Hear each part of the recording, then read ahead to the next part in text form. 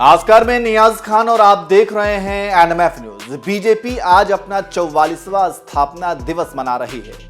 आज के दिन 6 अप्रैल 1980 को बीजेपी की स्थापना हुई थी। वहीं स्थापना दिवस के अवसर पर बीजेपी के राष्ट्रीय अध्यक्ष जेपी नड्डा ने दिल्ली में पार्टी मुख्यालय पर झंडा फहराया और इसके बाद प्रधानमंत्री नरेंद्र मोदी ने कार्यकर्ताओं को संबोधित किया।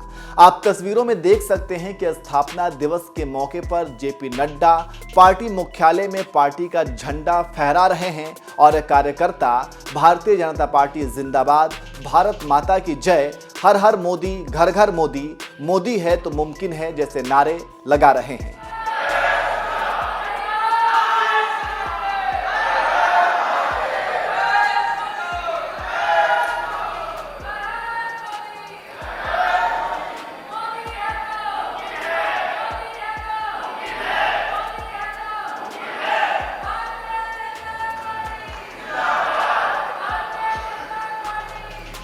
वहीं झंडा फहराने के बाद जेपी नड्डा ने अपने अभिभाषण में प्रधानमंत्री मोदी की तारीफ करते हुए कहा कि पीएम मोदी के नेतृत्व में बीजेपी का ग्राफ काफी बढ़ा है।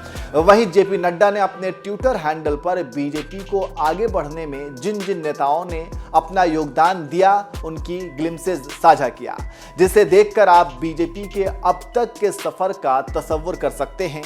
इसके अलावा प्रधानमंत्री मोदी ने स्थापना दिवस के मौके पर सभी छोटे से कार्यकर्ता से लेकर के वरिष्ठ पद पर रहने वाले सभी लोगों को शुभकामनाएं दी और उनका धन्यवाद किया। प्रधानमंत्री मोदी ने कार्यकर्ताओं और नेताओं को संबोधित करते हुए हनुमान जयंती का भी जिक्र किया।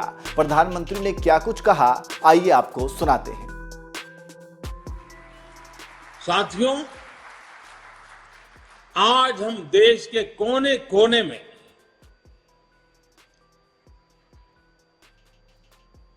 भगवान हनुमान जी की जन्म जयंती मना रहे हैं। बजरंगबली के नाम का घोष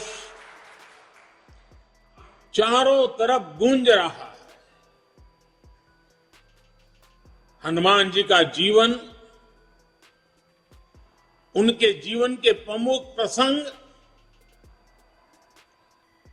आज भी हमें भारत की विकास यात्रा में प्रेरणा देते हैं, पुरुषार्थ के लिए प्रेरित करते हैं और हमारी सफलताओं में कहीं कहीं उन महान शक्ति के आशीर्वाद प्रतिबिंबित होते हैं। हनुमान जी के पास असीम शक्ति है, लेकिन इस शक्ति का इस्तेमाल वो तभी कर पाते हैं जब स्वयं पर से उनका संदेश समाप्त होता है। 2014 से पहले भारत की भी तो यही स्थिति थी। अथाह सामर्थ्य से भरपूर, लेकिन से घिरा हुआ देश का नागरिक। आज भारत उस बजरंगबली की तरह से, उस बजरंगबली की महाशक्ति की तरह अपने अंदर सुप्त शक्तियों का। तो सुना आपने प्रधानमंत्री मोदी ने स्थापना दिवस के मौके पर किस तरह से कार्यकर्ताओं को संबोधित किया। चलिए अब इतिहास के पन्नों को पलटते हैं और बताते हैं कि बीजेपी का गठन कब और कैसे हुआ था। सबसे पहले तो आपको बता दें कि बीजेपी का इतिहास भारतीय जनसंघ से जुड़ा है। 21 अक्टूबर 1951 को दिल्ली में जनसंघ की स्थापना हुई थी, जबकि बीजेपी का गठन 6 अप्रैल 1980 को हुआ। जनसंघ की स्थापना डॉक्टर श्याम प्रसाद मुखर्जी, प्रोफेसर बलराज माधोक, दीनदयाल उपाध्याय ने की थी। जनसंघ का चुनाव चिन्ह दीपक और झंडा भगवा रंग का था। आपको बता दें कि देश में 1975 में लागू किया गया आपातकाल जनसंघ की सियासत में टर्निंग पॉइंट साबित हुआ था। साल 1977 में जब इंदिरा गांधी ने आपातकाल खत्म किया तो देश में आम चुनाव की प्रक्रिया शुरू हुई।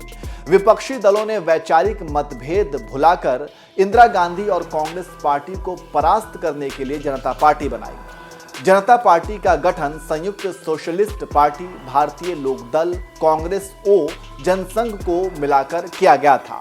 वहीं 1977 के चुनाव में जनसंघ के नेताओं को अच्छी कामयाबी मिली थी और जनता पार्टी की केंद्र में सरकार बनी।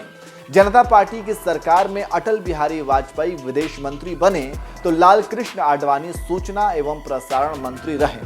जनता पार्टी की कमी ये थी कि ये शुरू से ही कई धड़ों में बटी हुई थी और एक धड़े ने जनसंघ के नेताओं के खिलाफ मोर्चा खोल दिया और बहस छिड़ गई कि जनता पार्टी में शामिल जनसंघ के नेता आरएसएस और जनता पार्टी के सदस्य एक साथ नहीं रह सकते, क्योंकि जयप्रकाश ने जनसंघ नेताओं को इसी शर्त पर साथ लिया था कि वे आरएसएस की सदस्यता को पूरी तरह से छोड़ देंगे। लेकिन जनसंघ के नेताओं को यह बात मंजूर नहीं थी। बस यहीं से जनता पार्टी टूट गई और जनसंघ के नेताओं ने अपनी अलग पार्टी बनाने का फैसला कर लिया। 6 अप्रैल 1980 को बीजेपी की स्थापना की गई और अटल बिहारी वाजपेयी बीजेपी के पहले अध्यक्ष बने। तो ये है बीजेपी के अस्तित्व में आने की पूरी कहानी और आज बीजेपी देश की सबसे बड़ी पार्टी है। वैसे आप बीजेपी के स्थापना दिवस पर क्या कहेंगे, कमेंट करके जरूर बताएं और आखिर में सुनिए कि प्रधानमंत्री मोदी ने स्थापना दिवस के मौके पर क्या कुछ कहा। साथियों, आज भाजपा देश में एक नए पॉलिटिकल कल्चर का भी नेतृत्व कर रही है। कांग्रेस और उनके जैसी पार्टियों का कल्चर, उन पार्टियों की पहचान क्या है? ये उन्हीं के कल्चर में से पैदा हुई है। उन पार्टियों की पहचान है, पार्टी का नाम लेते ही एक ही बात दिखती है, सारी पार्टियों का तरफ देख लीजिए, परिवारवाद, वंशवाद, जातिवाद और क्षेत्रवाद का बंधक है ये सारे लोग। जबकि भाजपा का पॉलिटिकल कल्चर प्रत्येक देशवासी को साथ लेकर चलने का है। कांग्रेस और उसके जैसी पार्टियों का कल्चर छोटा छोटा सोचना, छोटे सपने देखना और उससे भी कम हासिल करके खुशियां मनाना बस, और खुशी एक दूसरे की पीठ थपथपाना। भाजपा का पॉलिटिकल कल्चर है बड़े सपने देखने और उससे भी ज्यादा हासिल करने के लिए जी जान से खप जाना, शरीर का कण कण, समय का पल पल खपाने का हौसला रखते हैं। कांग्रेस और उसके जैसी पार्टियों का कल्चर महिलाओं की समस्याओं, उनकी रोजमर्रा की चुनौतियों की परवाह ही नहीं करता है। जबकि भाजपा का पॉलिटिकल महिलाओं के जीवन को आसान बनाने, उनके सपनों को साकार करने को, निर्णय प्रक्रिया में उनको भागीदारी देने को प्राथमिकता देता है। इसलिए आज के युवा हो या फिर देश की माताएं, बहनें, बेटियां भाजपा के साथ हम पल पल अनुभव कर रहे हैं। हमारी माताओं बहनों के आशीर्वाद बढ़ते चले जा रहे हैं, जुड़ाव महसूस करती हैं, अपनापन महसूस करती है। इसलिए आज ये सभी भाजपा के साथ कंधे से कंधा मिलाकर चल रहे हैं। साथियों, आज स्थापना दिवस के इस शुभ अवसर पर हम सबके लिए अपने सपनों को, अपने संकल्पों को, मां भारती के सेवा के लिए समर्पित अपने हर कार्यकर्ता के जीवन को देखते हुए बहुत सी बातों को बार बार समझने की आवश्यकता होती है। 2014 में जो हुआ वो केवल सत्ता परिवर्तन नहीं था। 2014 में भारत के लोगों ने भारत के पुनर्जागरण की नई यात्रा का शंखनाद कर दिया है।